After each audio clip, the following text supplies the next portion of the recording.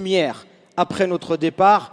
Abou Bakr, par sa simplicité, nous rappelle que la foi ne crie pas, elle rayonne. Rahmatullah alayhi. Le deuxième message, c'est de lutter contre l'injustice, de lutter contre la haine, de lutter contre le racisme, de lutter contre l'islamophobie, sans haine, mais avec courage. Mais nous ne pouvons pas parler de cette mort sans en nommer les causes.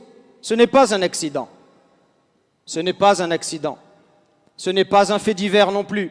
C'est un acte qui s'inscrit dans un climat lourd, hostile, que trop de responsables refusent encore de nommer.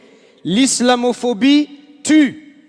Nous vivons dans une société où le musulman est souvent perçu comme un problème à surveiller, une menace à neutraliser, où des chroniqueurs insultent impunément, où des responsables politiques attisent la division. Voici les mécanismes qui ont conduit au drame qui n'est pas un fait isolé. Chaque semaine, les mosquées de France signalent des lettres anonymes, des tentatives d'incendie, des profanations tues par la grande presse, des femmes musulmanes agressées et insultées. Voici les mécanismes. La banalisation de la haine dans les médias, un discours décomplexé. Il n'y a qu'à voir la dernière polémique ridicule autour de la pénurie des œufs durant le mois de Ramadan. Également l'inaction politique face aux alertes lancées depuis des années et le traitement inégal des victimes selon leur origine ou leur foi.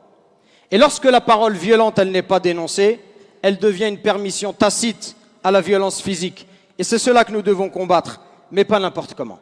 C'est cela que nous devons combattre, mais pas n'importe comment. Allah nous ordonne la justice, même envers ceux qui nous haïssent. Ya ayyuhalladhina amanu, kunu qawwamina lillah, shuhada'a bil qist, wa la yajrimannakum shana'anu qawmin ala alla ta'dilu. I'dilu huwa aqrabu littaqwa.